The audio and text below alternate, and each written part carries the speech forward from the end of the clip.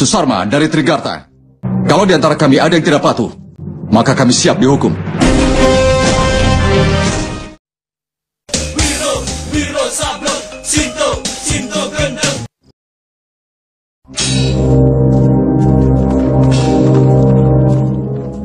Sri Kandi yang mendapat penolakan untuk ikut berperang terus-menerus kepikiran tentang masa lalunya ketika masih menjadi Dewi Amba. Dewa Siwa mengabulkan keinginannya untuk bisa menjadi penyebab dari kematian Bisma. Namun sayangnya, atas desakan Sang Kuni Yudhistira telah memutuskan untuk melarang wanita memasuki medan perang. Sri Kandi sangat kecewa kemudian membuka baju perisai perangnya.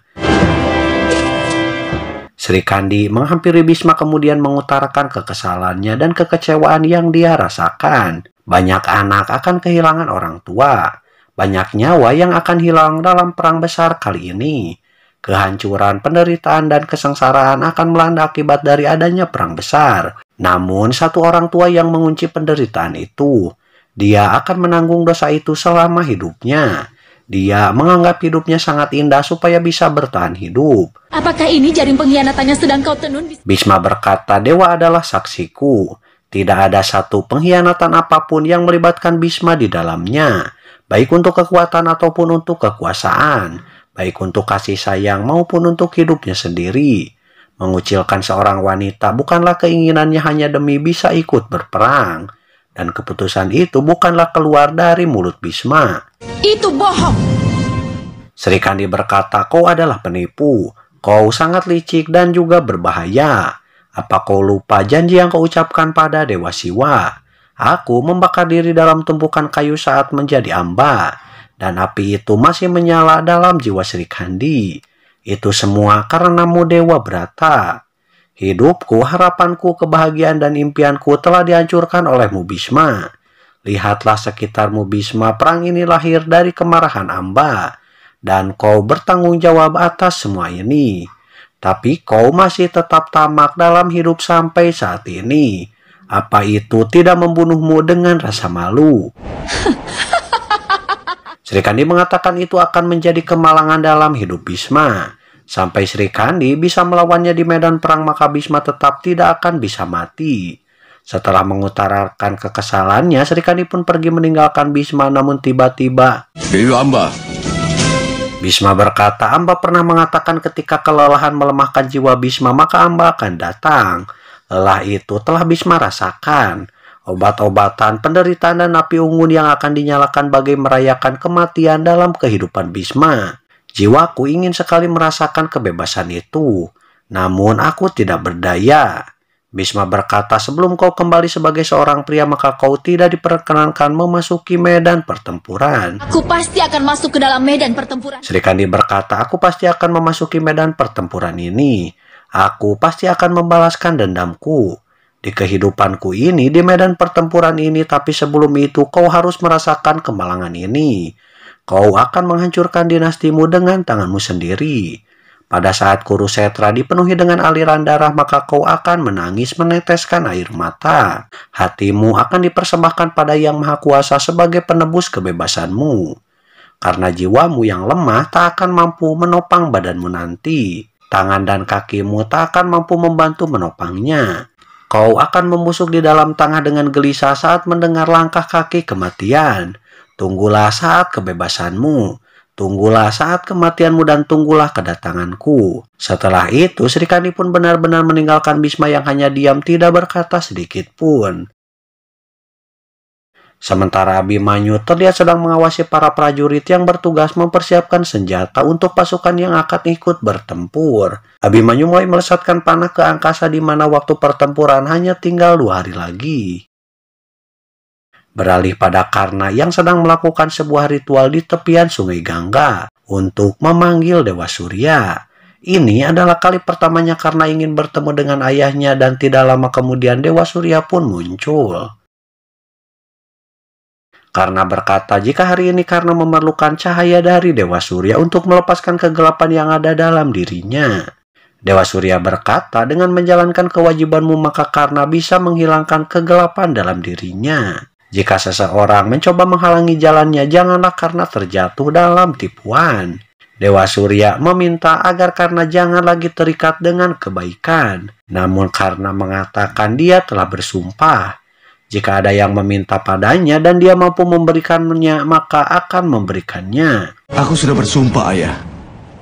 Maka aku akan memberikannya. Karena tidak bisa melanggar sumpahnya, apalagi melanggar sumpah pada orang yang telah melindunginya. Dewa Surya berkata, janganlah kau lupa jika musuh Karna adalah anugerah dari para dewa lainnya. Dan semua dewa itu akan mengharapkan kemenangan dan keberhasilan dari anak-anaknya. Tidak lama lagi demi anaknya sendiri maka Dewa Indra akan datang pada Karna untuk meminta anting dan perisai milik Karna. Tidak lama lagi demi anaknya sendiri, Dewa Indra akan datang padamu untuk meminta keempat anting dan perisaimu itu. Perisai dan keempat antingku. Karena merasa heran lalu Dewa Surya berkata, anting dan perisai Karna akan menunjukkan kedewaannya. Tanpa anting dan perisai itu, maka senjata Arjuna akan mampu menembus tubuh Karna. Setelah sekian lama terdiam, Karna mengatakan jika kekuatannya terletak pada tangan dan kemampuannya. Namun atas keperhatian dari Dewa Surya, Karna pun berterima kasih. Lalu dia mengatakan bagaimanapun juga sumpahnya adalah hal yang paling penting dalam hidupnya. Aku akan selalu berhutang budi. Dengan membunuh Arjuna dan bisa membuktikan pada dunia bahwa kemampuan tidak hanya dilahirkan dari suku apapun ataupun dari bangsa tertentu. Kemampuan lahir dari setiap jiwa manusia. Jika Dewa Indra tidak mengetahui hal ini dan jika anak-anaknya lebih takut pada perisainya daripada dengan panahnya, maka Karna akan melepaskan perisai itu dan memberikannya dengan sukarela. Dan aku akan memberikannya dengan sukarela, Ayah. Beralih ke Barak Hastinapura, di sana terlihat Raja Susarma dari kerajaan Trigarta mengucapkan sumpah setia dan kepatuhannya pada Panglima Bhisma dalam perang kali ini. Dia dan pasukannya akan tunduk pada perintah Bhisma dan siap dihukum jika melanggar perintah Bhisma. Setelah semua sekutu mereka mengucapkan sumpah setia, Bhisma memanggil Duryodhana. Dia pun menanyakan Raja Anggakarna yang sampai saat ini belum mengucapkan sumpah setianya.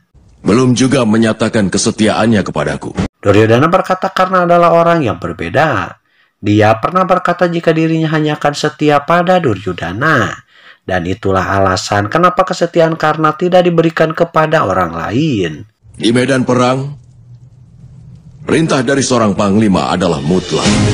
Bhisma mengatakan di medan perang perintah panglima adalah mutlak. Dan setiap prajurit yang terlibat perang harus sumpah setia pada panglimanya. Ketentuan itu juga berlaku untuk Duryodhana, karena tanggung jawab keselamatan para raja yang ada di sana adalah tanggung jawabnya. Bhisma meminta agar Duryodhana menyampaikan pesannya pada Karna. Sebelum perang dimulai, Karna harus mengucapkan sumpah setianya pada Bhisma sebagai panglima. Sangkuni langsung mencari keberadaan Karna dan setelah bertemu Sangkuni meminta agar Karna mengucapkan sumpah setia pada Bhisma yang agung. Karna pun menanyakan apakah ini perintah dari Duryodhana. Sangkuni berkata ini adalah keinginan Bhisma dan kepuasan Bhisma sangat penting. Jadi Karna harus mengucapkan sumpah setia pada Bhisma hanya dalam perang ini saja. Hanya untuk perang ini. Duryodhana yang tiba-tiba muncul berkata, kebebasan teman-temannya dalam perang ini sangat diperlukan untuk bisa melindungi dirinya dan juga saudara-saudaranya. Lalu Sangkuni berkata, Bhisma adalah kesatria terhebat yang kebetulan ada di pihak mereka. Jadi menghargai keinginan Bhisma sangatlah penting untuk bisa memenangkan perang. Karena merasa tersinggung dan mengatakan jika dirinya telah menaklukkan banyak wilayah. Jika waktunya telah tiba, maka Karna akan membuktikan jika kemampuannya bisa jauh lebih hebat dari Bhisma. Aku telah menaklukkan banyak daerah, Raja Gandhara. Duryodhana berkata dia telah mendengar kehebatan Karna, di mana semua senjata musuh tidak akan mampu menembus perisai milik Karna. Duryodhana sangat yakin jika kekuatan Bhisma tidak ada artinya dibandingkan dengan perisai dan anting milik Karna. Karna pun terdiam karena dia telah bersumpah untuk memberikan apapun pada orang yang meminta pada dirinya, termasuk memberikan perisai. Dia berkata pada Duryodhana, Pandawa dan semua pasukannya akan mampu dia kalahkan tanpa menggunakan perisai sekalipun. Aku tahu temanku Karna. Duryodhana membenarkan ucapan Karna. Namun, perisai Karna akan membuat Duryodhana dan saudara-saudaranya tetap aman. Perisai Karna mampu melawan seorang dewa sekalipun. Jika Pandawa menyerang Duryodhana dengan senjata yang dahsyat, maka perisai Karna akan melindunginya, bagai sebuah benteng yang susah ditembus. Selama Karna masih memakai perisainya dan berdiri di depan Duryodhana, maka tidak mungkin para Pandawa bisa membunuhnya. Perisai Karna sangat penting bagi Karna, dan lebih penting lagi bagi keselamatan Duryodhana. Karna pun terdiam dan teringat kata-kata Dewa Surya, bahwa Dewa Indra akan datang untuk meminta perisai dan anting milik Karna.